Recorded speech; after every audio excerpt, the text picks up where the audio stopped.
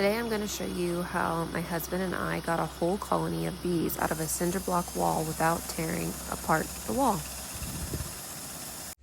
Here is a clip of the wall, and as you can see, the tenants tried to solve this problem by using expanding foam.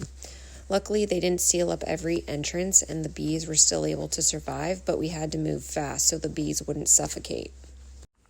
So we devised a plan and decided to drill 2 small holes into the wall. Once the holes were done, we set up our ladder with our nook box so the bees had a place to go once they started coming out. I then took my smoker and pumped smoke into the top hole, while I used my finger to plug the only other spot the bees were coming out of. This tricked the bees into thinking their house was on fire, and they eventually started to evacuate. As a beekeeper, this isn't ideal because I hate leaving behind all the bees' hard work, but the goal of saving the bees was what I achieved. Turns out, beekeeping highlights your weaknesses, and during this job I learned I needed to train forearms because after a few minutes of continuous pumping of the smoker, I needed a break.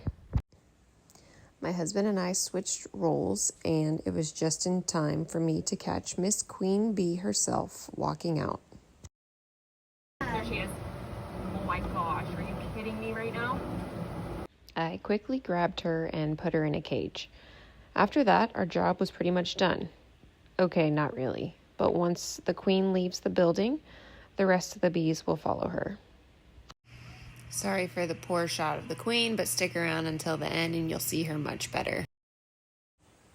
This next part is a time lapse of the bees coming out of the wall now that their queen is gone. I decided to set up their new home closer to where they were all coming out, so that way any forager bees coming back wouldn't be confused by what just happened. Even though we left behind everything this colony had worked their entire lives working on, I didn't leave them empty-handed. I provided them with some frames of already drawn-out comb, some honey, and room for the queen to keep laying eggs. Once I put the queen inside the box, the rest of the colony started making their way in as well.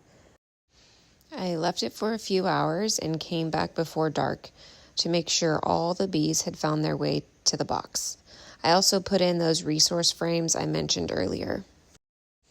You can see here the bees with pollen pants on, just hanging out because they had nowhere to store it until I gave them frames with drawn out foundations.